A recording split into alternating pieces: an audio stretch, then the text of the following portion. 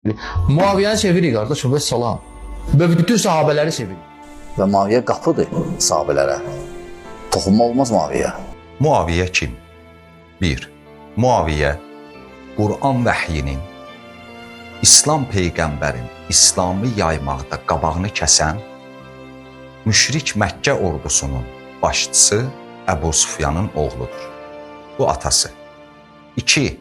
Muaviyyə Uhud savaşında Həzrət Həmzəni bir Həbəşliyə nizə ilə qətlə yetirən və bu azmış kimi sinəsinin üstünə çıxıb, xəncərlə sinəsini yarıb, ciyərlərini əlinə alaraq zəfər şeirləri deyən Hində adında bir qadının oğludur. Anası bu. Həzrət Həmzə İslam ordusunun başçısı və əziz İslam Peyğəmbərin əmisi olub. Bədir savaşında Muaviyyənin qardaşı, dayısı və qohumlarının bir qismi müsəlmanlar tərəfindən Bədirdə öldürülmüşdür.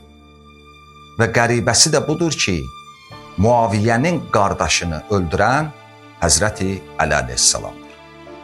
Bədir döyüşündə müşriklərdən 70 nəfər öldürülmüşdür və bunun 36 nəfərini Həzrəti Əli əleyhissalam öldürmüşdür.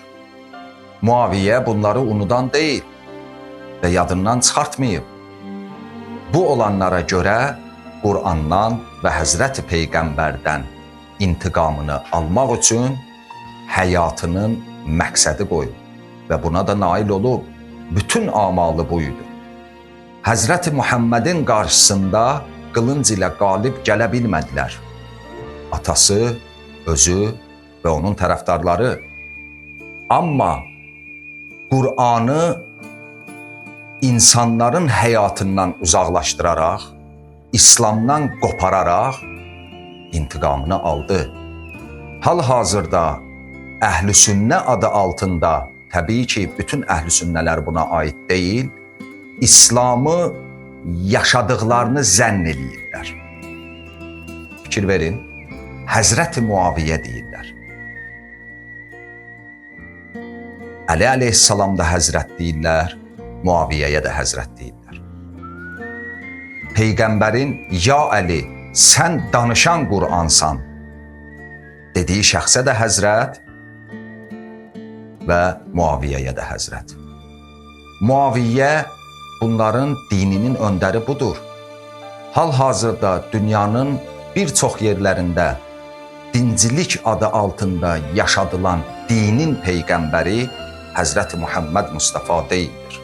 Həzrəti Peyğəmbər belə bir din qoyub getməyib. Bir insanın qısa bir mütaliə ilə, qısa bir araşdırmağı ilə görəcək ki, daşların biri-birinin üstünə oturduğu bir yer vardır. O da Muaviyyə İbni Əbu Sufyanın dinidir. Talan dini, yalan dini, böhtan dini, iftira dini, məzlumların haqqını yemə dini, məzlumları əzmə dini, əziz İslam Peyğəmbəri belə bir din buraxmayıb. Əksinə, Həzrəti Muhammedin dini bunların tam tərsini deyir.